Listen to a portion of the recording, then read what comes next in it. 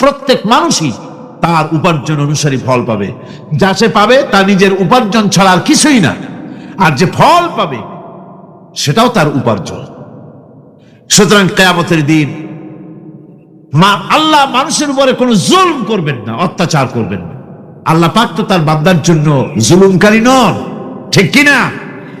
আল্লাহ পাক বলছেন সেই কিয়ামতের মাঠে আল্লাহ পাকের দরবারে আমাদের সকলকেই উঠতে হবে।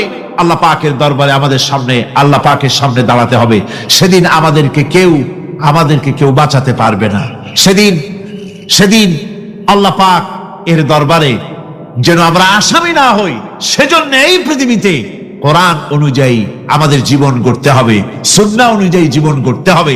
তাহলে পরকালে আল্লাহ পাকের কাছে নাজাত পাওয়া যাবে। বড় কঠিন জায়গা, বড়ই কঠিন জায়গা। এবার তোমাদের রব হচ্ছেন তিনি যিনি বান্দাদের উপরে কখনো অত্যাচার করেন না, জুলম করেন না, মেহেরবানি দিয়ে যিনি ছেয়ে রাখেন তিনি হচ্ছেন আল্লাহ পাক। সুতরাং এই জন্য বিজ্ঞানীরা, বড় বড় বিজ্ঞানী, এরা কিন্তু নাস্তিক হয় না। বর্তমান বিজ্ঞানীরা চিন্তা করে গবেষণা করে খেই হারিয়ে ফেলছে মহাশূন্যকে দেখে, যেখানে আছে গ্যালাক্সি, যেখানে আছে মিল্কি ওয়ে, যেখানে রয়েছে অসংখ্য তারকা।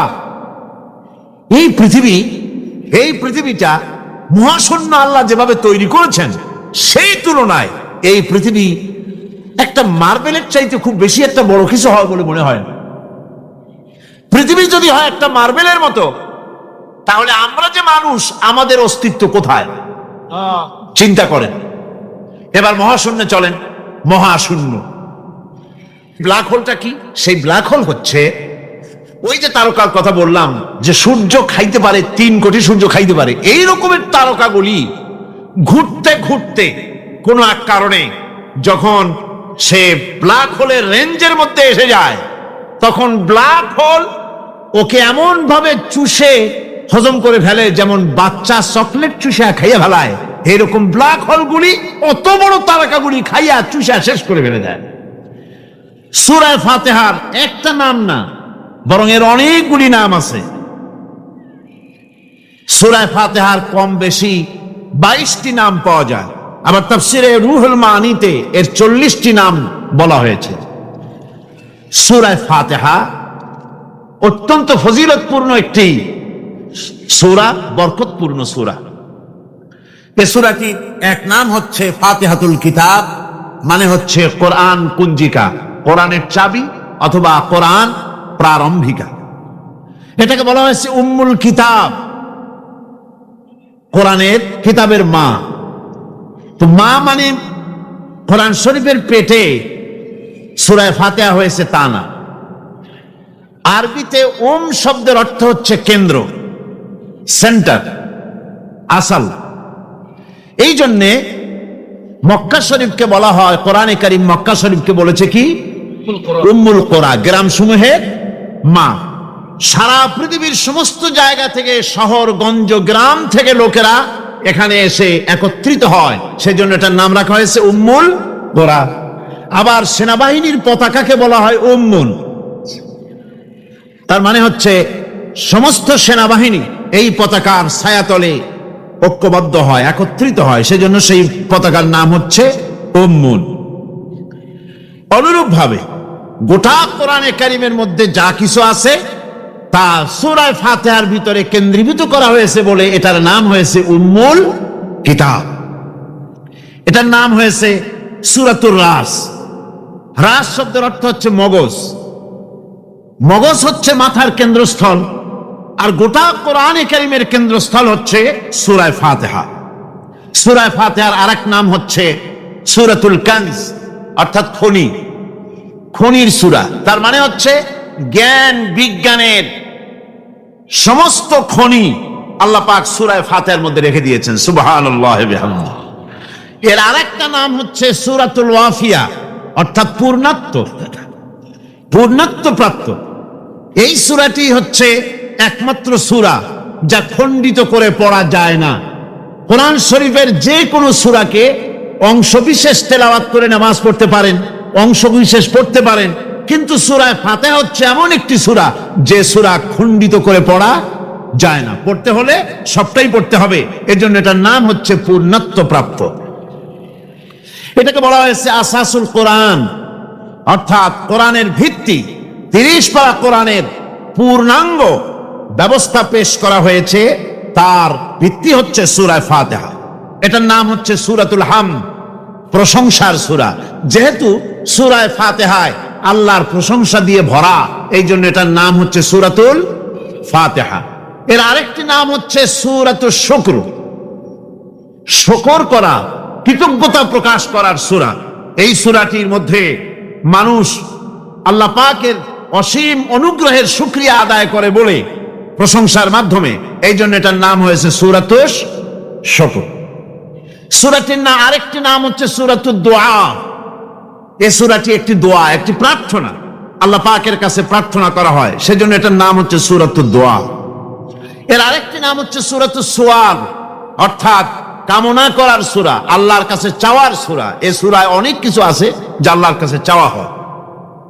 এই সূরাটি, এর আরেকটি নাম হচ্ছে সূরাতুশ শিফা, অর্থাৎ প্রতিষেধক, রোগ ব্যাধি ইত্যাদি মুক্ত হওয়ার জন্য। সূরা ফাতিহা আপনারা আল্লাহর ওলিদের কাছে, ওলামাদের কাছে যে যান, পানি নিয়ে, তেল নিয়ে, কালো জিরা নিয়ে, ওনারা যা পড়ে ফু দেন, সেই গোপন কথাটা বলে দেই, সেটা হচ্ছে সূরা ফাতিহা। সূরা ফাতিহা কোন কোন কিতাবে মুফাসসিরিন ইকরাম লিখেছেন, মুহাদ্দিসিনরা লিখেছেন যে দুরারোগ্য ব্যাধি, কোন ওষুধে ভালো হচ্ছে না, প্রতিদিন 40 বার করে সূরা ফাতিহা পড়ে পানিতে দম করে ফজরের পরে 41 দিন যদি এভাবে সেবন করে, সেই দম করা পানি দুরারোগ্য ব্যাধিও আল্লাহ পাক ভালো করে দিবেন। সুবহানাল্লাহ বিহামদি। এটা হচ্ছে সূরাতুশ শিফা। এটাকে বলা হয় সূরাতুস সালাত। নামাজ হবেই না সূরা ফাতিহা ছাড়া, নামাজ সূরা ফাতিহা ছাড়া হবে না। এই জন্য লা সালাতা লিমান লাম ইয়াকরা বিফাতিহাতিল কিতাব, হাদিস শরীফে এসেছে সূরা ফাতিহা ছাড়া নামাজ শুদ্ধ হবে না, নামাজ জায়েজ হবে না। সেই জন্য এটার নাম হচ্ছে সূরাতুস সালাত। কোরআনে কারীমের এই সূরাটি, এটাকে হযরত পীর সাহেব কেবলা একটি আয়াত তেলাওয়াত করে বলেছেন সাবউল মাসানি।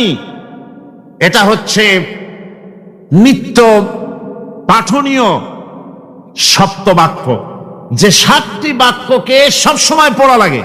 তার মানে হচ্ছে যে ব্যক্তি নামাজ পড়ে 5 ওয়াক্ত 24 ঘন্টার ভিতরে সূরা ফাতিহা একেবারে কম করেও যদি হয়, তাহলে 40 বার এই সূরা 24 ঘন্টায় নামাজি ব্যক্তিকে পড়তে হয়। এই জন্য সবসময় পাঠনীয় এই সূরাটি। সূরাটি মোট অক্ষর সংখ্যা হচ্ছে 113, শব্দ সংখ্যা হচ্ছে 25টি। এটি হচ্ছে সূরা ফাতিহা। একটি রুকু, 7টি আয়াত। নাজিলের অবতীর্ণ হওয়ার স্থান হচ্ছে মক্কা আল মুকাররমা। রাসূল করিম সাল্লাল্লাহু আলাইহি ওয়াসাল্লামের মক্কি জিন্দেগিতে সূরাটি অবতীর্ণ হয়। শুরু হচ্ছে সূরা ফাতিহা। সূরা ফাতিহা আমি বলি এটি যেন একটি অভিনন্দন পত্র। এটি কি? অভিনন্দন পত্র। বান্দা দিচ্ছে তার রবকে, রবের ভাষায় শেখানো অভিনন্দন পত্র বান্দা তার রবকে প্রকাশ করছেন, দিচ্ছেন। অভিনন্দন পত্রে 3টা জিনিস থাকে, আপনারা লক্ষ্য করে শুনলে বুঝতে পারবেন ইনশাআল্লাহ। একবার ভাবুন যে কত বড় কথা 30 পারা কোরআনের মধ্যে যা আছে তার সবটা আল্লাহ পাক তার সারাংশ সূরা ফাতিহায় ঢুকাইছেন। তাহলে এটা জিনিসটা কি, এটা বুঝতে হবে এবং সেই ধরনের অন্তর নিয়ে, মন নিয়ে বসতে হবে আর বুঝতে চেষ্টা করতে হবে। আমি ধীরে ধীরে আপনাদের সামনে পেশ করব ইনশাআল্লাহ, বিইজনিল্লাহ, বিমাশিয়াতিল্লাহ, বিফদলিল্লাহ। সূরা ফাতিহার মধ্যে আমি বলেছি এটা একটি অভিনন্দন পত্রের মতো। কিরকম? অভিনন্দন পত্রে 3টা জিনিস থাকে। কয়টা জিনিস থাকে? 3টা। প্রথমে থাকে প্রশংসা। অভিনন্দন পত্রে প্রথমে কি থাকে? প্রশংসা। 2 নম্বরে থাকে পরিচয়। 3 নম্বরে থাকে দাবি। 3 নম্বরে থাকে দাবি। প্রথমেই দাবি করা হয় না, এটা ঠিক না। প্রথমেই প্রশংসা।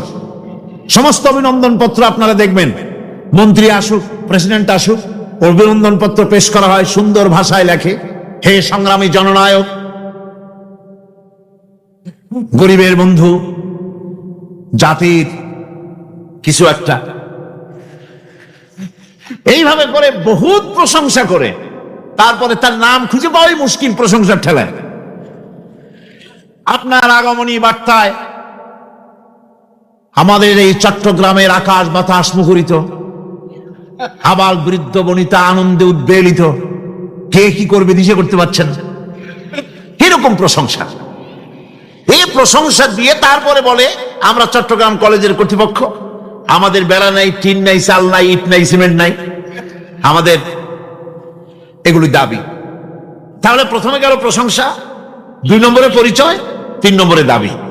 মূলত এই ভদ্রতা প্রথমে কেউ বলে না, মন্ত্রী সাহেব চিটাগং এ আসছেন তো, আমাদের দাবি না মিটাই এক ঠ্যাং আস্ত নিয়ে ঢাকা ফিরতে পারবেন না, এরকম বলে নাকি? এরকম বললে কিছুই পাওয়া যাবে না। মূলত এই যে ভদ্রতা, এই শালীনতা, এই শিষ্টাচার শিক্ষা দিয়েছে আল কোরআন। সুবহানাল্লাহ। বান্দাকে কিছু চাইতে হবে, আর চাওয়াটা শিখাইছেন কে? আল্লাহ। কে শিখিয়েছেন? বান্দাকে একটা বড় জিনিস চাইতে হবে, একটা বড় জিনিস চাইতে হবে আল্লাহর কাছে। সেই চাওয়াটা কি সেটাও আল্লাহ শিখাইছেন। যেহেতু আমরা তো জানি না, বুঝি না, আল্লাহ আমাদের কত মেহেরবান, তার কত দয়া, আমাদের শিখাই দিচ্ছেন কেমনে প্রশংসা করতে হবে, কেমনে পরিচয় দিতে হবে, আর কেমনে দাবি করতে হবে। 3টি জিনিস সূরা ফাতিহার মধ্যে আল্লাহ পাক ঢুকিয়ে দিয়েছেন। সুবহানাল্লাহ। সুতরাং বলা হচ্ছে, আল্লাহ পাক বলছেন আলহামদুলিল্লাহি রাব্বিল আলামিন, সমস্ত প্রশংসা, যাবতীয় প্রশংসা সবকিছু আল্লাহ পাকের জন্য, যিনি রব্বুল আলামিন, যিনি বহু জগতের, অসংখ্য জগতের যিনি পালনেওয়ালা, তার জন্যই সমস্ত প্রশংসা। এখন হামদ হচ্ছে প্রশংসা, এর অর্থ হচ্ছে সুন্দরের প্রশংসা। অসুন্দরের কিন্তু কোনো হামদ হয় না, অসুন্দরের হামদ হয় না। হামদ হয় কার? সুন্দরের। সুন্দরের হামদ হয়, প্রশংসা হয়। এই জন্য প্রশংসা করতে হবে আল্লাহ পাকের। কোন ফাসিকের প্রশংসা যদি করা হয়, আল্লাহ পাক নারাজ হয়ে যান। আল্লাহ পাকের আরশ গোসায় থরথর করে কাঁপতে থাকে। প্রশংসা হবে কেবলমাত্র কার? আল্লাহ পাকের। এবং এই প্রশংসা সবটুকু হামদের আগে আলিফ লাম লাগানো হয়েছে। এটা হচ্ছে জিন্স বা ইস্তেকরা, অর্থাৎ সমস্ত বস্তুকে বোঝাবার জন্য আল শব্দকে ব্যবহার করা হয়েছে। আলহামদু, সমস্ত প্রশংসা সেই আল্লাহ পাকের, যিনি তামাম জাহানকে সৃষ্টি করেছেন এবং প্রতিপালন করেছেন। আল্লাহ রাব্বুল আলামিন বলেন, আমরা শুরু করছি সূরা ফাতিহা, অভিনন্দন পত্র দিচ্ছি। কারে দিচ্ছি? আল্লাহ পাককে দিচ্ছি। সেখানেও ভাষা দিয়ে রব্বুল আলামিন বলেন প্রশংসা করো, আলহামদুলিল্লাহি রাব্বিল আলামিন। সমস্ত প্রশংসা আল্লাহ পাকের, যিনি হচ্ছেন রব। যিনি কি? রব। এখন এই রব শব্দের বাংলা অর্থ করা হয় প্রভু, লালনকারী, প্রতিপালনকারী, কিন্তু এই অর্থ যথেষ্ট নয়। কোরআনে কারিমে যে রব বলা হয়েছে তার অর্থ হচ্ছে, তার অর্থ ব্যাপক, অনেক বিশাল এর অর্থ। এ রব কাকে বলে আমি রবের সমস্ত ব্যাখ্যা করতে পারবো না, তবে অল্প কথায় এমন ভাবে বলতে চেষ্টা করব যাতে করে আপনাদের বুঝে আসবে ইনশাআল্লাহ। আমরা বলি ইনশাআল্লাহ। এখন আপনারা যদি আমাকে প্রশ্ন করেন যে অত কথা বুঝি না, এক লাইনে এক বাক্যে বুঝায় দেন রব কাকে বলে, তাহলে আমি কথাটা এইভাবে বলবো, যাহার যখন যে জিনিসের যতটুকুন প্রয়োজন তাহাকে তখন সেই জিনিস ফরিয়াদ করার আগে যিনি পৌঁছে দেন তার নাম হচ্ছে রব। এ রব হচ্ছে তার মধ্যে রুবুবিয়তের সম্পূর্ণ কোয়ালিটিতে ভর্তি। আল্লাহ পাকের মধ্যে রুবুবিয়তের কোয়ালিটি। রব শুধু সৃষ্টি করেই ছেড়ে দেন না, প্রতিপালন করেন, পূর্ণতায় পৌঁছে দেন। সুবহানাল্লাহ বলতে ইচ্ছে করে না ভাইরা? দেখেন আল্লাহ রাব্বুল আলামিন এমন রব, বাংলাদেশের কুকুর আর আমেরিকা ইউরোপের শীত প্রধান দেশের কুকুর একরকম নয়। আমাদের দেশের পশু ইউরোপ আমেরিকা শীত প্রধান দেশের পশু একরকম নয়। তার কারণ হলো আমাদের দেশে শীত কম, নাতিশীতোষ্ণ অঞ্চলের মধ্যে খানিকটা পড়ে যায়। এখানে পশুদের গায়ে কম পশম থাকলে কোনো অসুবিধা নাই। ভেড়া, ঘোড়া, কুকুর, বন্য প্রাণীকে কেউ তো কম্বল দেয় না, ল্যাপ দেয় না, রাজাই দেয় না, খাতা দেয় না, চাদর দেয় না। আল্লাহ রাব্বুল আলামিন তিনি এমন রব, শীত প্রধান দেশের পশুদের গায়ে পশম দিয়া চিরস্থায়ী কম্বল জড়ায় দিয়েছেন। তিনি নাম হচ্ছে রব। প্রতিপালনের পদ্ধতি কি সুন্দর করে তিনি প্রতিপালন করছেন, কি সুন্দর করে তিনি পশু পক্ষীগুলিকে তাদের আহার জোগাড় করছেন, প্রতিপালন করছেন। তিনি রব, মানুষকে সৃষ্টি করেছেন, আমাদেরকে সৃষ্টি করেছেন, সব প্রয়োজন মিটাইছেন। সুবহানাল্লাহ ওয়া বিহামদিহি, সকল প্রয়োজন মিটিয়েছেন, একটা জিনিস বাদ রাখেন। আমি এই জন্য বলি যে কোরআন হচ্ছে বিজ্ঞানের উৎস। কোরআন বিজ্ঞানের কি? বিজ্ঞানের আবিষ্কার যত বাড়বে, বিজ্ঞান চিরটা কাল কোরআনের কাছে ভিক্ষার হাত দিয়ে এতিমের মতো দাঁড়ায় থাকবে কিয়ামত। আজ পৃথিবীর বিজ্ঞানীরা বলছে জগৎ সম্পর্কে, আমরা মনে করছি পৃথিবীটাকে, আমাদের কাছে জগৎ দুইটা। কয়টা জগৎ? একটা জগৎ হলো এইটা, ইহ জগৎ আর পরজগৎ, এছাড়া আর কিছু জানি না। এই দুইটাই জগৎ আমাদের কাছে। এখন দেখেন বিজ্ঞানীরা কি বলছে। বিজ্ঞানীরা বলছেন সৌরজগতে শুধু আমাদের সৌরজগৎটাই শেষ না, অসংখ্য সৌরজগৎ আছে মহাশূন্যে, অসংখ্য সৌরজগৎ। পৃথিবীর প্রতি 4 বিলিয়ন মানুষ যদি এক একটা সৌরজগৎ দখল করে, তাতেও সৌরজগৎ শেষ হবে না। আরো সহস্র সহস্র বিলিয়ন বিলিয়ন সৌরজগৎ আরো ফাঁকা পড়ে থাকবে। এত সৌরজগৎ আল্লাহ সৃষ্টি করেছেন। এই মহাশূন্যে বহুমাত্রিক জগতের কথা আল্লাহ পাক এখানে বলেছেন। এই পৃথিবী একটা জগৎ, এই মাটির তলে আছে আর এক জগৎ, সমুদ্রের ভিতরে আছে পানির তলার আর এক জগৎ। আর মহাশূন্য যে কি তা আপনার মাথায় শূন্য হয়ে যাবে চিন্তা করতে করতে। এই জন্য বিজ্ঞানীরা, বড় বড় বিজ্ঞানী, এরা কিন্তু নাস্তিক হয় না। বর্তমান বিজ্ঞানীরা চিন্তা করে গবেষণা করে খেই হারিয়ে ফেলছে মহাশূন্যকে দেখে। যেখানে আছে গ্যালাক্সি, যেখানে আছে মিল্কি ওয়ে, যেখানে রয়েছে অসংখ্য তারকা, এই পৃথিবীটা মহাশূন্য আল্লাহ যেভাবে তৈরি করেছেন, সেই তুলনায় এই পৃথিবী একটা মার্বেলের চাইতে খুব বেশি একটা বড় কিছু হয় বলে মনে হয় না। পৃথিবী যদি হয় একটা মার্বেলের মতো, তাহলে আমরা যে মানুষ, আমাদের অস্তিত্ব কোথায় চিন্তা করেন। এবার মহাশূন্যে চলেন। মহাশূন্য সে কি বিশাল মহাশূন্য। একটা তারকা থেকে আর একটা তারকায় যদি যেতে হয়, তাহলে সহস্র সহস্র বিলিয়ন বছরের দরকার হবে। কি বছর? এ দুনিয়ার বছর না, আলোকবর্ষ, লাইট ইয়ার। আলো চলে প্রতি সেকেন্ডে কত? 1,86,000 মাইল। এই 1,86,000 মাইলের সেকেন্ড, এর মিনিট, এর ঘন্টা, এর দিন, এর মাস, এর বছর, এই আলোকবর্ষ। সহস্র সহস্র আলোকবর্ষ পার হয়ে যাবে এক তারকা থেকে আর এক তারকায় পৌঁছানো সুকঠিন। এ ধরনের অসংখ্য তারকা আল্লাহ পাক তৈরি করে রেখেছে। সূর্য হচ্ছে পৃথিবীর চাইতে 13 লক্ষ গুণ বড়। এরকম সূর্য বিজ্ঞানীরা এখন বলছে, আগে বলতো 1 কোটি সূর্যের চাইতে বড় তারকা, এখন বলতেছে এই রকমের পৃথিবীর চাইতে 13 লক্ষ গুণ বড় যে সূর্য, এরকম 3 কোটি সূর্য খাইয়া ফেলাইতে পারে। এরকম সহস্র সহস্র তারকা এক একটা গ্যালাক্সির ভিতরে আল্লাহ পাক তৈরি করে গেছে। এখন মনে হচ্ছে যে এই তারকাগুলি বড় না, এই তারকাগুলির চাইতে আবার বড় জিনিস আছে। সেগুলি কি? সেটাকে বলা হয় ব্ল্যাক হোল। সেটাকে বলা হয় ব্ল্যাক হোল, অন্ধকার কূপ। ব্ল্যাক হোল আবার ম্যানহোল বুঝবেন না, কিন্তু ম্যানহোলের ঢাকনা চুরি হয় যেমন।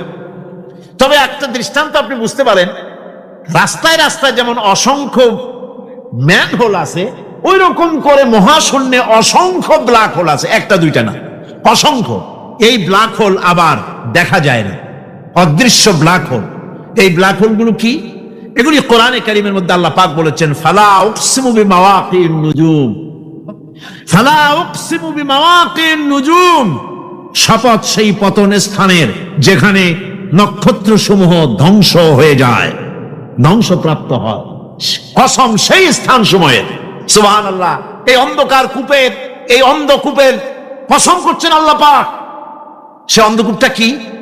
সেই ব্ল্যাক হোলটা কি?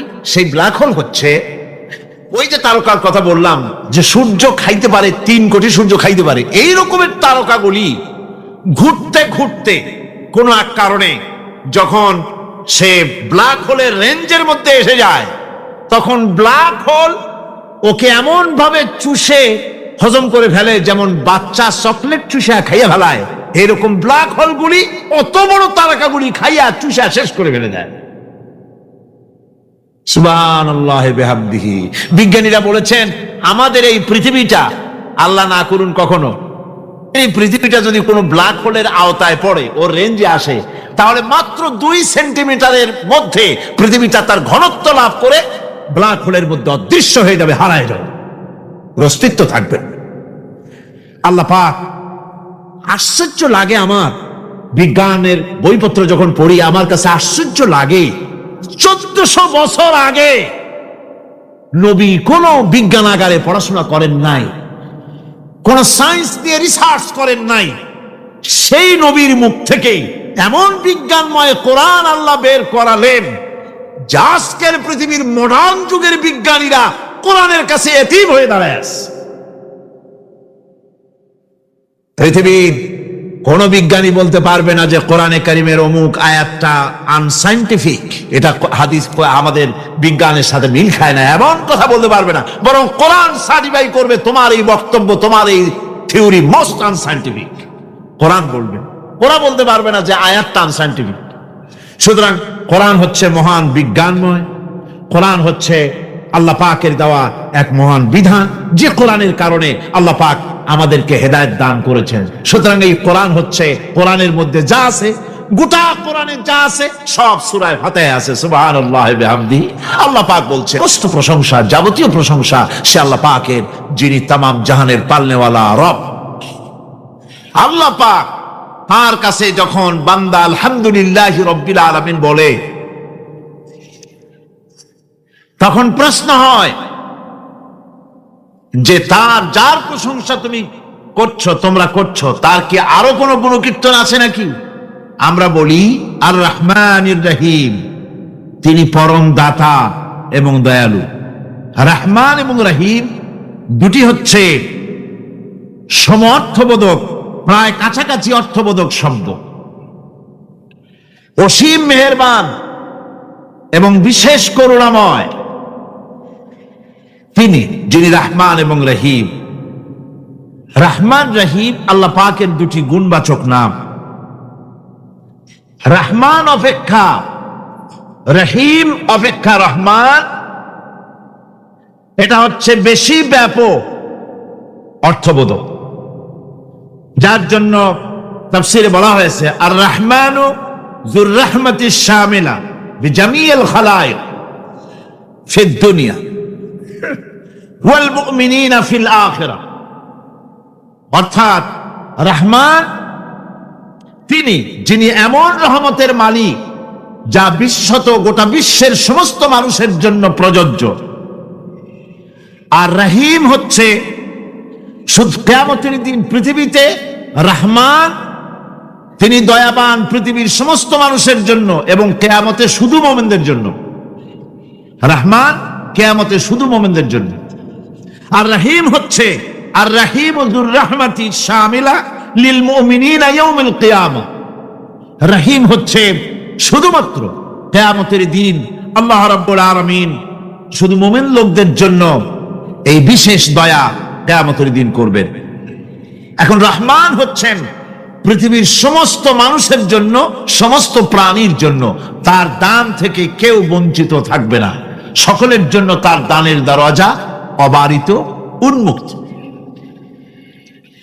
এই পৃথিবীর বুকে আমরা দেখতে পাই মানুষ তার বন্ধুদেরকেই দেয়, শুধু সরকার হোক আর সাধারণ মানুষ হোক, আপনজনদেরকে নিজের দলকেই বেশি দেয়। কথা ঠিক কিনা?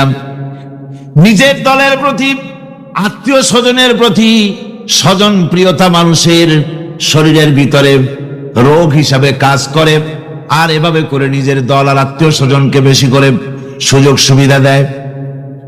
শত্রুকে কেউ দেয় না, শত্রুকে কেউ ডেকে ডেকে কোনো জিনিস দিতে চায় না বা দেয় না।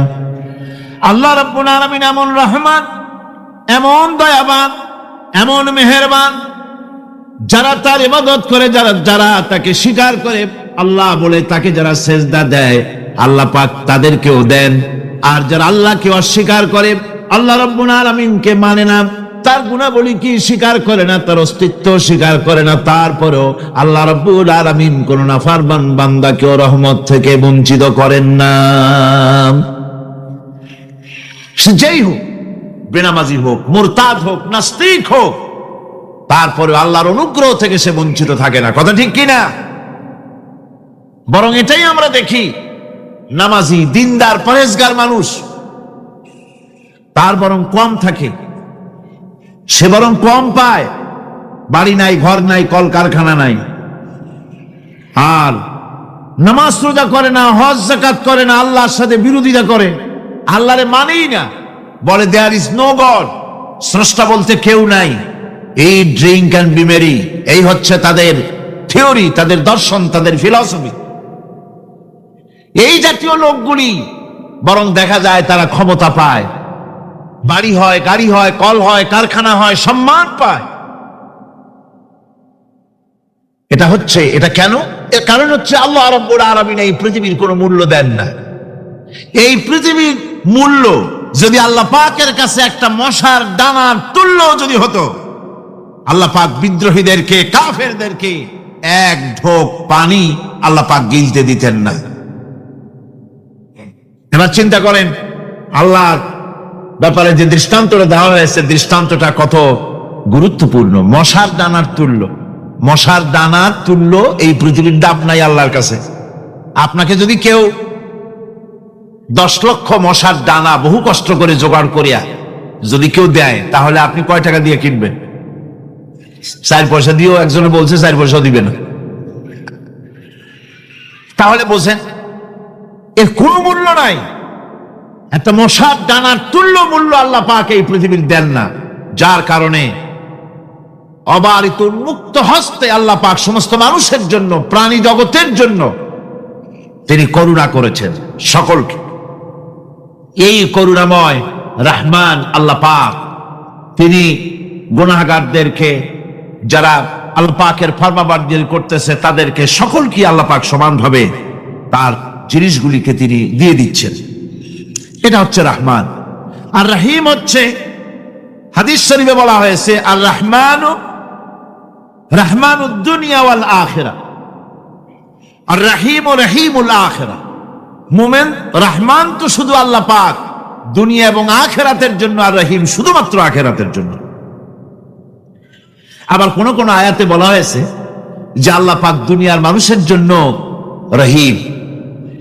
একটি আয়াতে ভাবে বলা হয়েছে, সে আল্লাহ তোমাদের প্রতি রহম করেছেন, রহমত নাজিল করেছেন, এবং তার ফেরেশতাগণ এই উদ্দেশ্যে যে তোমাদেরকে তিনি অন্ধকার থেকে আলোর দিকে বের করে নিয়ে আসবেন। আর তিনি হচ্ছেন মুমিনদের জন্য রহিম, অত্যন্ত দয়াবান। আরবি ভাষায় আর রহমান অন্তর্জগতের এমন একটি নম্র উচ্ছ্বাসিত অবস্থার প্রতি ইঙ্গিত করে,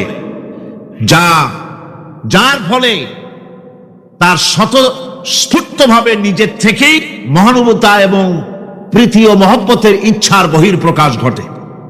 তাই রহমতের মধ্যে আছে স্নেহ, আছে প্রীতি, আছে অনুগ্রহ। আল্লাহ পাকের রহমতটা কি জিনিস? সেটা হচ্ছে রাহমাতি ওয়াসিআত কুল্লা শাই, আমার রহমত দিয়ে সমস্ত জিনিসকে ঢেকে রাখা হয়েছে। প্রত্যেকটি জিনিসের ভিতরে আল্লাহ পাকের রহমত রয়েছে। রহমত ছাড়া এই পৃথিবীতে মানুষের চলার কোনো পথ নাই। সমস্ত ব্যাপারই আল্লাহ পাকের রহমত আর রহমত।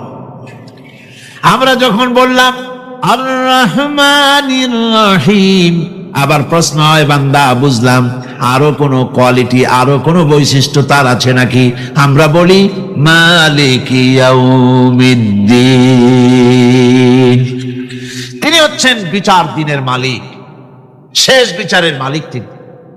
একদিকে এটাকে ব্যালেন্স করা হয়েছে, একদিকে অফুরন্ত রহমত যার কোনো কুল নাই, কিনারা নাই।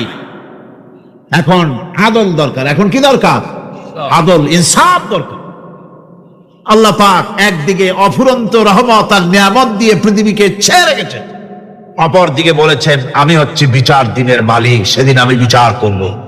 সেই বিচারের ভিতরে কোনো পক্ষপাতিত্ব থাকবে না, হবে না। সেখানে তিনি হবেন হাকামুল হাকিমিন, ওইটা হবে সুপ্রিম কোর্টের সুপ্রিম কোর্ট। সেই পরকালে, সেই কিয়ামতের মাঠে আপনাকে আমাকে সকলকে উপস্থিত হতে হবে, নাকি হবে না? সবাইকে উঠতে হবে। এই দিন শব্দটি কোরআনে কারিমে বহু জায়গায় বলা হয়েছে এবং বিভিন্ন অর্থে ব্যবহার করা হয়েছে। যেমন দিন শব্দের অর্থ প্রভাব, প্রতিপত্তি, আধিপত্য, ইতাআত, বন্দিগি, দাসত্ব, আনুগত্য, নীতি, পথ, পন্থা, হিসাব, ফয়সালা, প্রতিদান, প্রতিফল। এরকম অনেক অর্থ, অনেক অর্থে দিন শব্দ কোরআনে কারিমের মধ্যে ব্যবহৃত হয়েছে। কিন্তু এখানে মালিক ইয়াউমিদ্দিন, এই দিন এখানে ব্যবহার করা হয়েছে প্রতিফল অর্থে। প্রতিফলের দিন, যেদিন প্রতিফল দেওয়া হবে, তিনি হচ্ছেন সেই দিবসের অধিপতি, সেই দিবসের মালিক।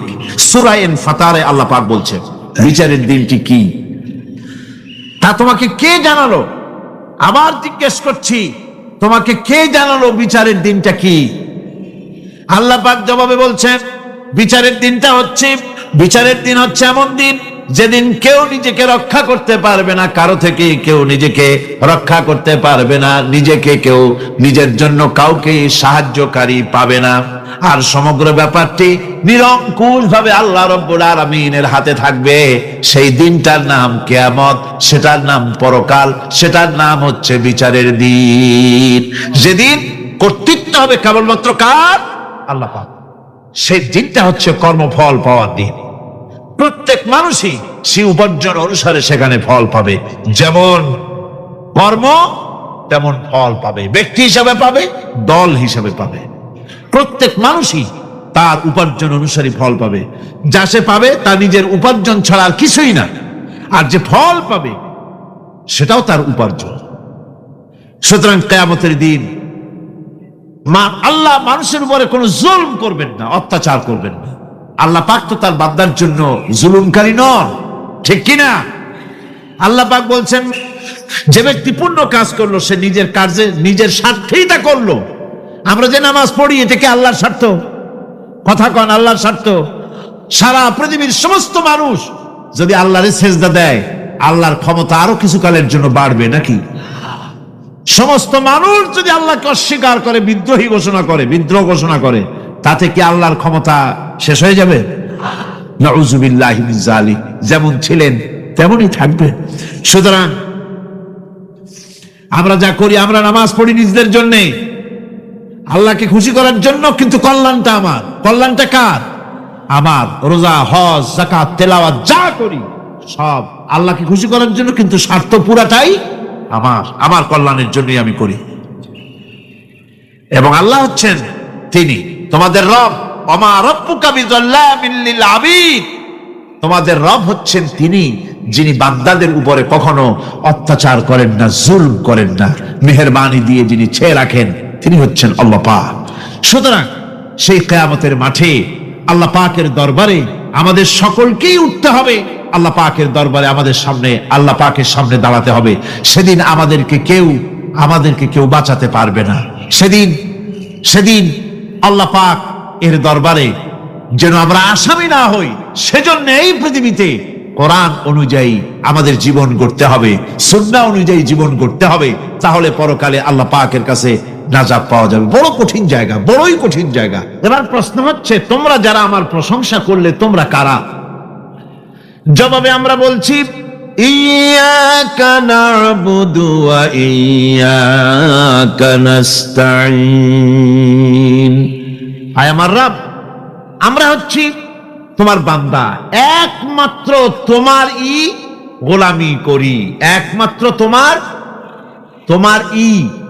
একমাত্র তোমারই ইবাদত করি। আর কারো ইবাদত, এই শব্দটা লাগাইলে কি বোঝা যায়? যে আর কারো করি না, একমাত্র তোমারই ইবাদত করি, আর একমাত্র তোমারই কাছে সাহায্য প্রার্থনা করি।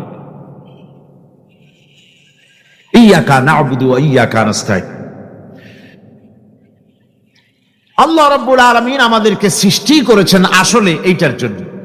সৃষ্টি করেছেন কিসের জন্য? কোরআনে কারীমের মধ্যে আল্লাহ রাব্বুল আলামিন বলেন, আমি মানুষ এবং জিনকে সৃষ্টি করেছি শুধুমাত্র আমার ইবাদতের জন্য, আমার গোলামির জন্য, আমার আনুগত্যের জন্য। এই ইবাদত একটি ব্যাপক অর্থবোধক শব্দ। আমরা যদি ইবাদতটা নাই বুঝি, তা আমাদের মানব জন্ম হবে বৃথা। ইবাদত হচ্ছে আল্লাহর পছন্দনীয় জিনিসগুলি আমল করে তার সন্তুষ্টি অর্জন করার জন্য প্রচেষ্টা চালানো জীবনের সকল ক্ষেত্রে। এর মধ্যে ইবাদতের ভিতরে এমন এক ব্যাপক অর্থ যে এর ভিতরে নামাজ, রোজা, হজ, যাকাত, সত্য কথা, আমানতদারি, দিয়ানতদারি, প্রতিবেশীর হক আদায় করা, মাতা পিতাকে শ্রদ্ধা করা, প্রতিবেশী হক আদায় করা, স্ত্রীর হক আদায় করা, সৎ কাজের আদেশ করা, অসৎ কাজের নিষেধ করা, জিহাদ ফি সাবিলিল্লাহ করা, এই সব কিছুই হচ্ছে ইবাদতের মধ্যে শামিল। জিকির আজকার করা, তেলাওয়াত করা, আমলে সালেহ করা, এভাবে করে আল্লাহ পাককে খুশি করার জন্য আল্লাহর নির্দেশ মাফিক কাজগুলি করা, সবটাই হচ্ছে ইবাদতের মধ্যে শামিল। প্রশংসা করেছি, পরিচয় দিয়েছি, আমরা তোমার বান্দা। এবার প্রশ্ন হচ্ছে, চাও কি? পরিচয় তো শুনলাম, চাও কি? আল্লাহ রাব্বুল আলামিন আমাদেরকে শিখায় দিলেন, কত বড় মেহেরবান তিনি, কত দয়ালু তিনি। তার কাছে চাওয়ার ভাষাটাও তিনি আমাদের শিখাই দিলেন। জনগণ সুবহানাল্লাহ। রব্বুল আলামিন আমাদের শিখালেন, এভাবে চাও। আয় আল্লাহ, ইহদিনাস সিরাতাল মুস্তাকিম, একটা রাস্তা চাই, সহজ সরল সঠিক একটি পথ চাই তোমার কাছে। সেই পথটা চাই যে পথ হচ্ছে নিয়ামত প্রাপ্তদের, অভিশপ্ত এবং পথভ্রষ্টদের পথ নয়। যে পথ নিয়ামত প্রাপ্তদের, ওই ধরনের একটা পথ আমরা চাই। পথ দেখাবার মালিককে কোরআনে কারীম বলছে, আল্লাহ রাব্বুল আলামিন বলেন, ওয়া আলাল্লাহি কাসদুস সাবিল, সোজা রাস্তা বলে দেওয়ার দায়িত্ব আমি আল্লাহ। সোজা রাস্তা বলে দেওয়ার দায়িত্ব কার? তিনি বলছেন, বলার দায়িত্ব আমার, সোজা রাস্তাটা আমি বলে দেব। আল্লাহ রাব্বুল আলামিনের কাছে বান্দা যখন রাস্তার দাবি করলো, সোজা পথ চাই, সহজ পথ একটা তোমার কাছে চাই, রব্বুল আলামিন সূরা ফাতিহার 7টা আয়াতের এই অভিনন্দন পত্রের জবাবে 30 পারা কোরআন শরীফ আল্লাহ পাক বান্দারে দান করে দিলেন। জবাবে বলে দিলেন, সোজা রাস্তাটা হলো আমার আনুগত্য, আমার গোলামি, আমার দাসত্ব, এটাই হলো সোজা রাস্তা। এই সোজা রাস্তাটা আমি বলবো। রাস্তা তো অনেক হতে পারে, কিন্তু সোজা রাস্তা বলে দেওয়ার দায়িত্ব কার? আল্লাহ পাকের। দেখেন, এই যে বিশাল মাহফিল, এই মাহফিলে যত লোক আসছে, সব লোক কি এক মতের, এক চিন্তা, এক আদর্শের? না। এই কয়েক লক্ষ জনতার ভেতরে হাজারো মতের লোক আছে, হাজারো চিন্তার লোক আছে, হাজারো আদর্শের লোক আছে। সব আদর্শ, সব চিন্তা, সব কি ঠিক? সবটাই কি নির্ভুল? না। সঠিক নির্ভুল একটা, কয়টা হয়? একটাই হয় মাত্র। এই জন্য আমি দৃষ্টান্ত দিতে গিয়ে বলি, অঙ্ক পরীক্ষা যেদিন হয়, ছেলেরা অঙ্ক পরীক্ষা যেদিন দেয়, সেই অঙ্ক পরীক্ষা দিতে গিয়ে অঙ্ক যারা ভুল করে, তাদের ফলাফল কয় রকম হয় বলেন? হ্যাঁ, অনেক রকম হয়। আর যাদের অঙ্ক যাদের ঠিক হয় তাদের ফলাফল কয় রকম? একরকম। তার অর্থ কি? তার অর্থ হলো ভুলের পথ অনেক আর হকের পথ, বাতিলের পথ অনেক, ভুলের পথ অনেক, সঠিক এবং হক যেটা তার পথ হচ্ছে মাত্র একটা। এই জন্যে আল্লাহ রাব্বুল আলামিন তিনি সোজা রাস্তা বলে দেওয়ার দায়িত্বটা নিয়েছেন। কোরআন বলছে প্রত্যেকটি সৃষ্টির শুরু হতে শেষ পর্যন্ত 4টা স্তর পার হতে হয়। তার সর্বশেষ স্তর হলো হেদায়াত। 4টি স্তর পার হওয়ার সর্বশেষ স্তর হচ্ছে হেদায়াত। আল্লাযী খালাকা ফাসাওয়া ওয়াল্লাযী কাদ্দারা ফাহাদা। তিনি সকল বস্তুকে সৃষ্টি করেন এবং তারপর তার পরিমাপ, তার কর্মপথ, তার হেদায়েত তিনি দিয়ে দেন। তার মানে হচ্ছে তিনি সৃষ্টি করেন, সামঞ্জস্য রাখেন, পরিমাপটা ঠিক করেন এবং পথের নির্দেশ দেন। সৃষ্টি করেই ছেড়ে দেন না, তার হেদায়েত দিয়ে দেন। তার পরিমাপটা ঠিক করেন, সামঞ্জস্য করেন। কিরকম?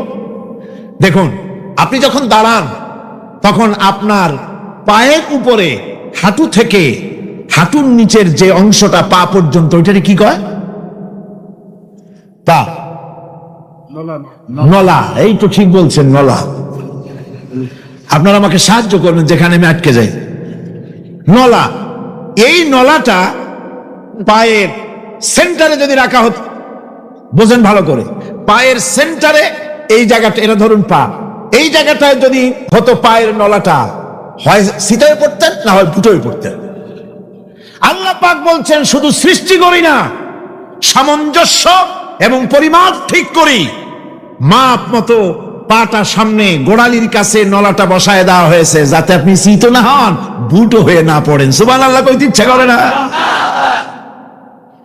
এই নলাটা যদি আঙ্গুলের দিকে আসতো আর পাটা যদি পিছনের দিকে বেশি অংশ থাকতো, যতই সামনে হাঁটতেন ততই পিছনে চলে যেতেন। ভূত নাকি, ভূতের পা থাকে নাকি পিছনের দিকে, বলে লোকেরা, আমি দেখি নেই। ভূত নাকি সামনে আগাতে গেলে পিছনে চলে যায়। এ পায়ের সামঞ্জস্যটা, অনেক কথা বলবো না, 2-1টা দৃষ্টান্ত দেবো, তাতেই বুঝে ফেলবেন। আল্লাহ পাক বলেন শুধু সৃষ্টিই করি না, তার সামঞ্জস্য এবং পরিমাপকে ঠিক করে দেই। মুরগির বাচ্চা ডিমের থেকে বেরোয়, তারে যদি ওর মায়ের শুদ্ধ যদি আপনি ফালায় দেন, পানির মধ্যে ডুবে মরে যাবে। আর ওর মার চিৎকারের চোটে সারা গ্রামের মানুষ এক জায়গায় হবে। আর হাঁসের ডিম থেকে বাচ্চা বেরোলে সেই বাচ্চা ওর মা বাবা দুজনকেই ফালায় দেন পানির মধ্যে, সাঁতরায় উঠে আসবে, ঠিক কিনা? কে শিখালো সাঁতার? কে শিখালো? শুধু সৃষ্টি করেন না, আল্লাহ পাক সৃষ্টি করেন, সামঞ্জস্য এবং পরিমাপকে ঠিক করেন এবং তাকে পথের নির্দেশ দেন। এটা হলো সর্বশেষ। সৃষ্টি করে ছেড়ে দেন না। যেমন কোরআনে কারিমে হযরত ইব্রাহিম আলাইহিস সালাম তিনি তার সম্প্রদায়ের সাথে যে কথোপকথন করেছিলেন, বিষয়টি আল্লাহ পাক কোরআনে কারিমের মধ্যে কোট করে দিলেন। এই হেদায়েতের বিষয় সেখানে আছে বলে আল্লাহ পাক বিষয়টা কোরআনে জায়গা করে দিলেন। ইব্রাহিম আলাইহিস সালাম তার পিতা এবং তার গোত্রকে বললেন, তার সম্প্রদায়ের লোকদেরকে, নিঃসন্দেহে আমি মুক্ত, আমি পবিত্র। তোমরা যেসব জিনিস দিয়ে যেসব এর ইবাদত করো, গোলামি করো, আনুগত্য করো, আমি তার থেকে পবিত্র। আমি তো শুধু ইবাদত করি, গোলামি করি সেই স্রষ্টা যিনি আমাকে সৃষ্টি করেছেন। আমার সম্পর্ক শুধুমাত্র সেই সত্তার সাথে যিনি সৃষ্টি করেছেন। আল্লাযী খালাকানি ফাহুয়া ইয়াহদিন, যিনি আমাকে সৃষ্টি করে শুধু সৃষ্টি করেন নাই, আমাকে হেদায়েত দিয়েছেন, আমাকে পথের দিশা দিয়েছেন। ওয়াল্লাযী হুয়া ইউতঈমুনি ওয়া ইয়াসকিন, যিনি আমাকে সৃষ্টি করেছেন তিনি হেদায়েত দিয়েছেন। আর আমি যখন তৃষ্ণার্ত হই তিনি আমাকে পান করান, আমি যখন ক্ষুধার্ত হই তিনি আমাকে আহার দেন, আর যখন অসুস্থ হই তখন তিনি আমাকে রোগ মুক্ত করে দেন। সুবহানাল্লাহি ওয়া বিহামদিহি। তাহলে কি হলো? অর্থাৎ যে প্রতিপালক, তার প্রতিপালন পদ্ধতি আমার সকল প্রয়োজন মিটান, যিনি আমাকে পান করান, আহার করান, অসুস্থ হলে যিনি আমাকে সুস্থ করেন। হেদায়েতের কামটা তিনি আরেকজনের জন্য রাখেন নাই, তিনি আমার হেদায়েতের ব্যবস্থাও করেছেন। ভাইরা আমার, আল্লাহ রাব্বুল আলামিন শুধু সৃষ্টি করেন নাই, সৃষ্টি করে হেদায়েত দিয়েছেন, মানুষকে হেদায়েতের রাস্তা বলে দিয়েছেন। সঠিক পথ কোনটি, সেই পথের কথাও তিনি পরিষ্কার করে বলে দিয়েছেন। এই জন্য আল্লাহ পাক বলেন, কোরআন মাজিদ হেদায়েতকে বিরাট দান বলে ঘোষণা করেছে। মানুষের জন্য যে হেদায়েত আল্লাহ দিয়েছেন তার সবচাইতে বড় দান, জোরে কোন সুবহানাল্লাহ। আমি মানুষের মিলিত শুক্রক দ্বারা, নুতফা দিয়ে আমি মানুষ সৃষ্টি করেছি এবং তাকে একে একে বিভিন্ন স্তর পার করাইছি। তাকে শ্রবণ শক্তি দিয়েছি, তাকে দর্শন শক্তি দিয়েছি। নিশ্চয়ই আমি তাদেরকে তাদের কর্মপন্থা প্রদান করেছি, আমি তাদেরকে হেদায়েত দিয়েছি, চলার পথের দিশা দিয়েছি। এখন ইচ্ছে করলে সে কৃতজ্ঞ হতে পারে, ইচ্ছে করলে অকৃতজ্ঞতার পথও অবলম্বন করতে পারে। আমি তাকে হেদায়েত দিয়ে দিয়েছি, পথ দেখিয়ে দিয়েছি। ডান এবং বাম দুটি রাস্তা আল্লাহ পাক দেখিয়ে দিয়েছেন। আসহাবুল ইয়ামিন, আসহাবুল শিমাল, একটা ডানপন্থী আর একটা বামপন্থী। আমাদের দেশে কিছু লোক আছে, নাম মুসলমান, কিন্তু বলে যে আমরা বামপন্থী আন্দোলন করি। অথচ সমস্ত ডানপন্থীদের জায়গা হবে জান্নাতে, যদি জান্নাতের আমল করতে পারে। ডানপন্থীদের নেতা হচ্ছেন দুনিয়ার সমস্ত পয়গম্বরেরা, আর বামপন্থীদের নেতা হলো শয়তান। বামপন্থীদের নিয়ে শয়তান যাবে কিয়ামতে জাহান্নামে। আল্লাহ পাক রাস্তা বলে দিয়েছে। আল্লাহ রাব্বুল আলামিন বলেন, আমি কি তোমাদের দুটি চক্ষু দেই নাই, দেখার জন্য দুটো চোখ দেই নাই? আমি কি তোমাদেরকে কথা বলার জন্য দুটো ঠোঁট দেই নাই? এরপরে আমি কি তোমাদেরকে ভালো মন্দ বোঝার জন্য আমি কি হেদায়েত দেইনি? ভালো মন্দ সবটা বোঝার জন্য আমি তোমাদেরকে হেদায়েত দিয়েছি। সুতরাং এই হেদায়েতের রাস্তা ছেড়ে দিয়ে তোমরা নিজেদেরকে গুমরাহির মধ্যে ডুবিয়ে দিও না। আমার দেওয়া হেদায়েতের রাস্তায় নিজেদেরকে পরিচালিত করার জন্য প্রচেষ্টা করো। সিরাতাল মুস্তাকিম, এজন্য মডেল দরকার। কার অনুসরণ করব? আল্লাহ পাক শিখায় দিলেন, আয় আল্লাহ, অনুগ্রহপ্রাপ্ত দল, সেই রাস্তা অনুগ্রহপ্রাপ্তদের রাস্তা চাই। তোমার মনোনীত ব্যক্তি অনুগ্রহপ্রাপ্ত যারা, তাদের পথ অনুসরণ করতে চাই।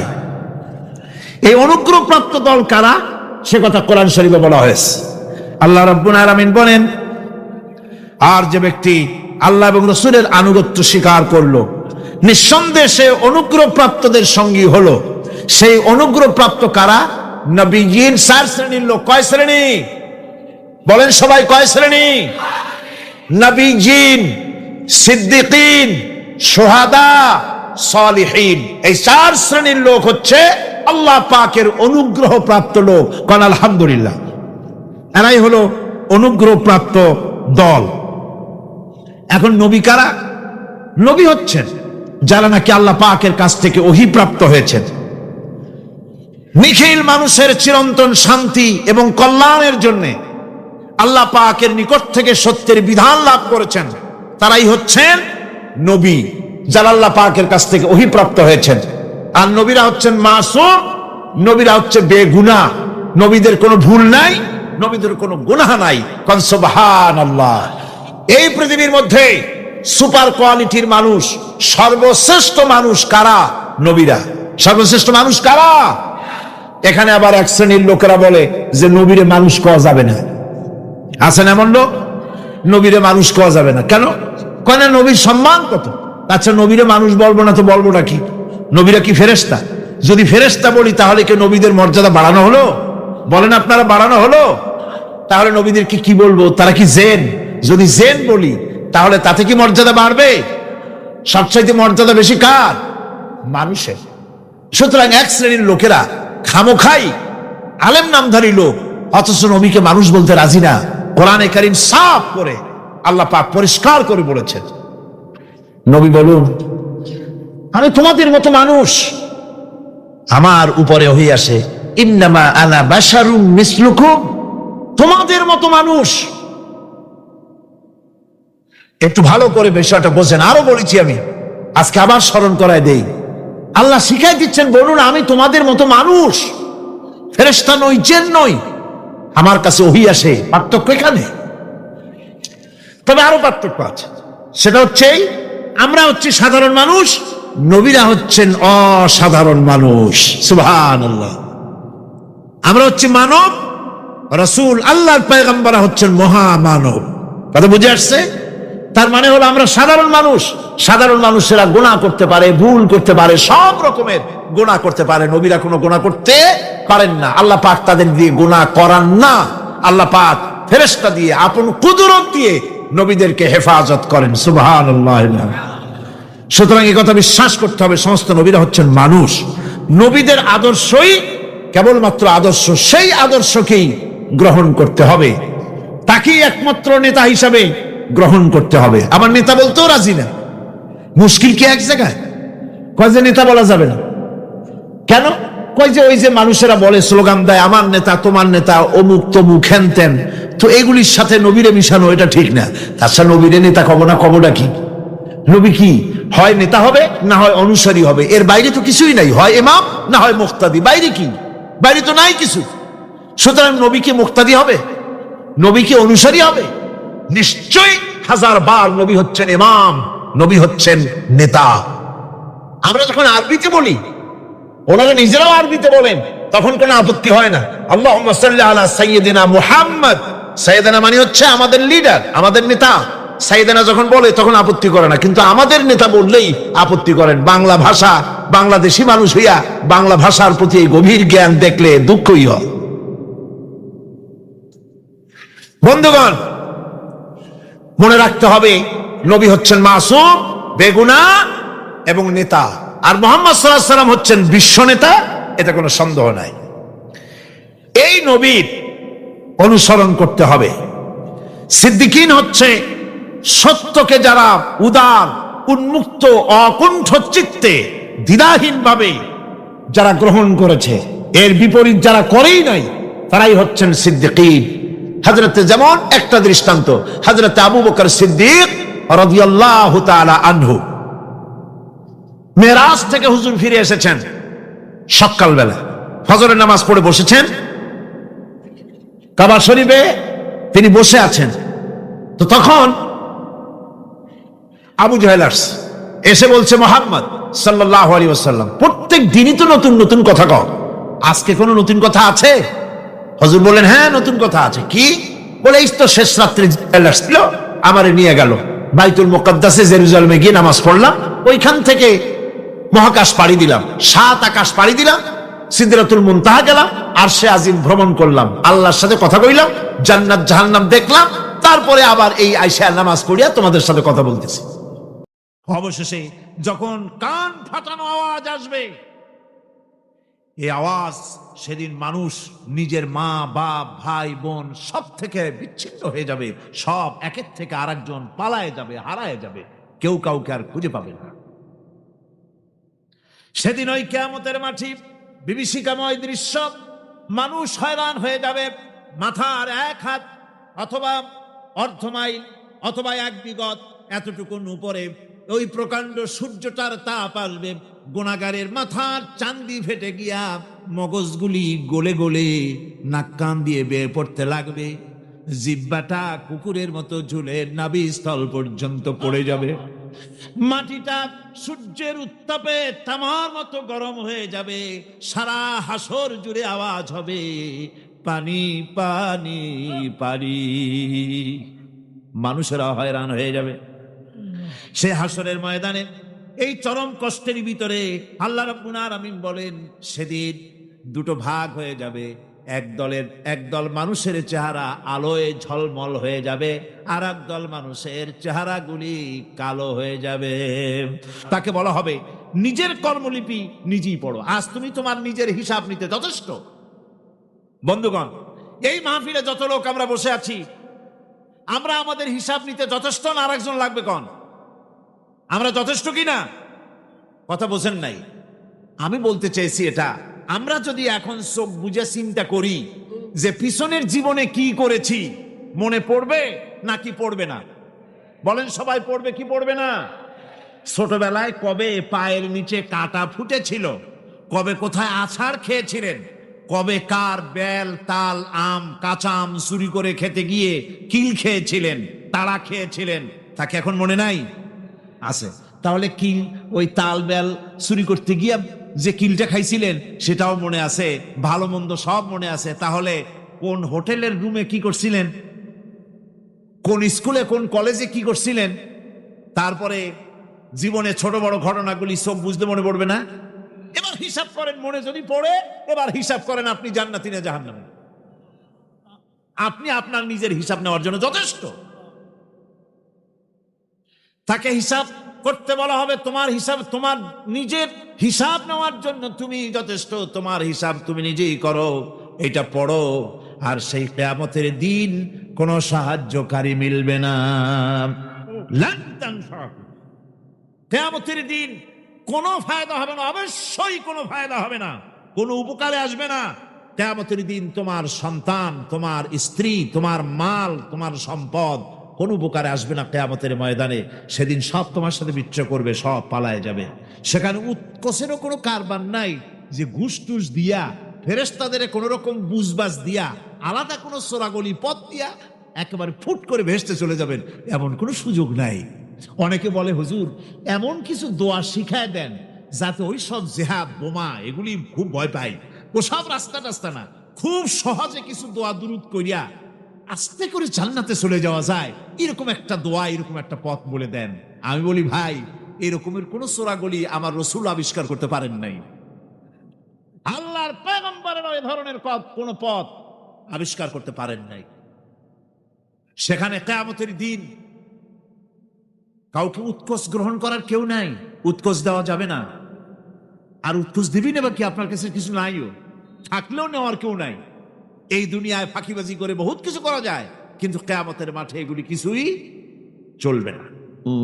এ দুনিয়া হচ্ছে নিছক খেল তামাশা, এটা আর কিছুই নয়। জীবনের প্রকৃত আবাসস্থল হচ্ছে আখিরাত। এই দুনিয়া একটা মোহ, এই মোহের পেছনে মানুষেরা ঘুরছে, বিবি বাল বাচ্চা এর পেছনে ঘুরছে। অথচ এই বিবি বাল বাচ্চা কিয়ামতের দিন মুসিবত হয়ে দাঁড়াবে মানুষের জন্য। একটা মোহর মধ্যে মানুষ পড়ে আছে, খেল তামাশার ভিতরে পড়ে আছে। আল্লাহ পাক বলছেন, বলো দুনিয়ার সমস্ত সম্পদ খুবই নগণ্য, আর যে ব্যক্তি পরকালকে বিশ্বাস করে, পরকালের কামনা করে, সেই খোদাভীরু লোকদের জন্য পরকাল হচ্ছে প্রকৃত আবাসস্থল। সেই জায়গাটাই হলো আসল জায়গা। ওই জায়গার জন্য কিছু তৈরি করতে হবে। কোরআনে কারিমে রব্বুল আলামিন বলছেন, তোমরা কি পরকালের জীবনের বিনিময় এই দুনিয়ার জীবনটাই বেশি পরিতুষ্ট হয়েছ? অথচ দুনিয়ার জীবনের সুখ সম্পদ তো পরকালের তুলনায় খুবই নগণ্য। পরকালের সুখ অনেক বেশি, পরকালের দুঃখটাও অনেক বেশি, সুখটাও অনেক বেশি। পরকালটা স্থায়ী, সুতরাং দুনিয়ার মোহে না পড়ে পরকালের জন্য জীবনটাকে পরকাল ভিত্তিক জীবন তৈরি করো। আল্লাহ পাক বলছেন, হতবার যে ব্যক্তি বিদ্রোহ করেছে এবং দুনিয়ার জীবনকে অগ্রাধিকার দিয়েছে, তার জায়গা হচ্ছে জাহান্নাম। জোরে বলেন নাউজুবিল্লাহ। যে ব্যক্তি আল্লাহর সঙ্গে বিদ্রোহ করেছে আর পরকালের জন্য পাথর জোগাড় করে নাই, দুনিয়াকে অগ্রাধিকার দিল, পরকালকে ভুলে গেল, তার জায়গা হলো জাহান্নাম।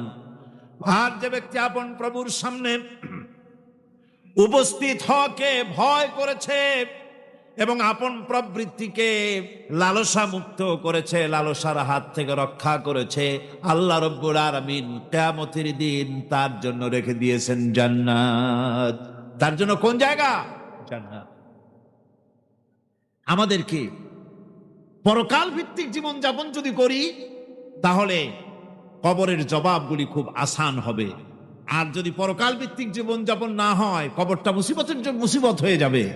হযরত ওসমান রাদিয়াল্লাহু তাআলা আনহু কবরের কাছে গিয়ে খুব কাঁদতেন। সাহাবায়ে কেরাম প্রশ্ন করেছেন, হুজুর রাসূল করিম সাল্লাল্লাহু আলাইহি ওয়াসাল্লাম যখন জান্নাত ও জাহান্নামের ওয়াজ করেন তখনও তো এত বেশি আপনি কাঁদেন না, যত বেশি কাঁদেন কবরের কাছে এসে, কারণ কি? হযরত ওসমান রাদিয়াল্লাহু তাআলা আনহু বলতেন, আমার সাথীরা, আমি আমার হাবিবের কাছে, আল্লাহ রাব্বুল আলামিনের রাসূলের কাছে আমি শুনেছি এই কবরটাই হলো প্রথম স্টেশন, এই কবরটাই হলো প্রথম ইমিগ্রেশন কাউন্টার। এই জায়গায় যদি কেউ ধরা পড়ে যায়, কারো যদি চার্জশিট হয়ে যায়, সব জায়গায় ধরা পড়ে যাবে, হাসরে মিজানে সিরাতে কোনো জায়গায় নাজাত পাবে না। আর এই কবরটা যদি কেউ মুক্তি পেয়ে যায়, মিজান সিরাত হাসর সব জায়গা থেকে আল্লাহ তারে ভালোভাবে পার করে দিবেন। এটা হলো আসল জায়গা, মারাত্মক জায়গা, খুব মারাত্মক জায়গা। আমি এটাকে ইমিগ্রেশন কাউন্টার বলেছি আমার ভাষায়। ইমিগ্রেশন কাউন্টার যারা বিদেশ ভ্রমণ করেছেন তারা জানে। লন্ডন যাবেন, আমেরিকা যাবেন, সৌদি আরব যাবেন, যে কোনো বিদেশে যাবেন, গেলেই পাসপোর্ট তারা দেখবে। পাসপোর্টে আপনার ন্যাশনালিটি কোনটা সেটাই তারা জানতে চাইবে। আপনি কোন দল করেন এটা তারা জানতে চাইবে না। আপনি কোন ভাষায় কথা বলেন তাও তাদের জানার দরকার নাই। প্রথমেই তারা আপনার ন্যাশনালিটি দেখবে, আপনার আইডেন্টিটি কি তারা জানতে চাইবে। তারপরে যদি স্যাটিসফ্যাক্টরি হয়, আপনাকে ভিসা দিয়ে ভেতরে ঢুকবার ব্যবস্থা করে দেবে। আর যদি তারা স্যাটিসফাইড না হন, তাহলে আপনাকে মেহমানখানায় ঢুকানো হবে গ্রেফতার করে। কবর হচ্ছে এ ধরনের একটি ইমিগ্রেশন কাউন্টার। কবরের ভিতরে মানুষ যখনই রাখা হবে, সঙ্গে সঙ্গে দুজন ফেরেশতা আসবে। কবরের কাছে যারা এসেছিল, দাফন হয়ে যাওয়ার পর এই লোকগুলি 40 কদম যেতে যতক্ষণ লাগে, এর মধ্যেই দুজন ফেরেশতা এসে যাবে। এসে জিজ্ঞেস করবে, মান রব্বুকা, তুমি কোন দল করতে? ওটা তাদের জানার দরকার নাই। চাকরি কিসে করতেন ওটা জানার দরকার নাই। ব্যবসা করতেন না চাকরি করতেন প্রয়োজন নাই। প্রথমেই জিজ্ঞাসা করা হবে ন্যাশনালিটি, প্রথমেই জিজ্ঞাসা করা হবে তার ন্যাশনালিটি সম্পর্কে, তার আইডেন্টিটিটা কি, এবং সেটাকে সত্যায়িত করার জন্য, বোঝার জন্য 3টি প্রশ্ন। প্রথম প্রশ্ন, মান রব্বুকা ওয়া মা দীনুকা ওয়া মান নাবিয়্যুকা, তোমার রব কে, তোমার দিন কি, তোমার নবী কে। যদি এই ব্যক্তি বেঈমান হয়, মুনাফিক হয়, সে বলবে হায় হাতা লা আদরি, হায় হাতা লা আদরি, জানি না, আমার রবকে আমি জানি না। তোমার দিন কি, দিন কারে কয় বুঝি না। এরপরে আল্লাহর নবী জনাবে মুহাম্মদ রাসূলুল্লাহ সাল্লাল্লাহু আলাইহি ওয়াসাল্লামকে দেখানো হবে, বলা হবে মা কুনতা তাকুলু ফি হাদার রাজুল, এই ব্যক্তি সম্পর্কে তোমার ধারণা কি নিকে, বলবে আমি চিনি না। নাউযুবিল্লাহ। বাস, এরপরে তার যা হবার তাই শুরু হয়ে যাবে। আর যদি বান্দাটা মুমিন হয়, প্রশ্ন করা হবে মান রব্বুকা, জবাব দেবে রব্বি আল্লাহ, আমার রব আল্লাহ রাব্বুল আলামিন। ওয়া মা দীনুকা, দীনুনা ইসলাম, আমার দিন হচ্ছে ইসলাম। এরপরে আল্লাহর নবীকে দেখানো হবে। কয়েক রকমের বর্ণনা আছে, কোন বর্ণনায় আছে হুজুরের আকারে দেখানো হবে, অথবা রসুলকে সরাসরি দেখানো হবে। এই লোকটি সম্পর্কে ধারণা কি? মোমেন ব্যক্তি বলবে ইনি আমার তো সেই নবী মুহাম্মাদুর রাসূলুল্লাহ সাল্লাল্লাহু আলাইহি ওয়াসাল্লাম। আমরা যেন এই রকমের জবাব দিতে পারি, আল্লাহ কবুল করো। সকলে জোরে কোন আমিন। জবাব হয়ে যাওয়ার পর গায়ব থেকে আওয়াজ আসবে, ও আমার ফেরেশতারা, আমার এই বান্দাকে জান্নাতের পোশাক পরাইয়া দাও, আর কবরটাকে জান্নাতের বিছানা বিছাইয়া দাও।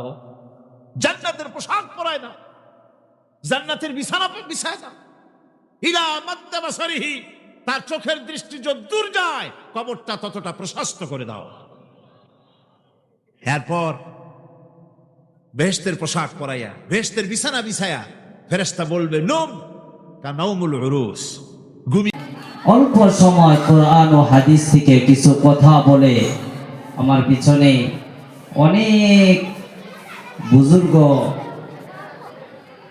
হুজুররা আসতেছে, নগাঁও ডিস্ট্রিক্ট থেকে, দূর দূরান্ত থেকে মেহমানগুলো আসতেছে, সকলে ভালো ভালো কথা বলবেন। তার আগে আমি কিছু বাঙ্গাসুরা মৌলভী সাহেব, আমি তো কিছু কথা বলতে চাই ইনশাআল্লাহ। কেমন করে ঘুমাও তুমি, কেমন করে ঘুমাও তুমি, ফজর করে কাজা,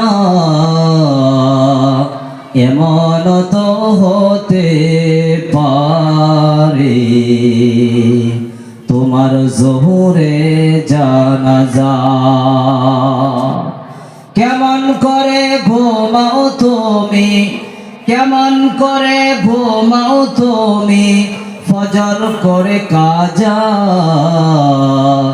এমন তো হতে পারে তোমার জোহরে জানাজা। মুসলিম হয় না জন্ম নিলেই মুসলমানের ঘরে, কাফের মুমিন তফাৎটা হয় বন্ধু নামাজের উপরে। মুসলিম হয় না জন্ম নিলে মুসলমানের ঘরে,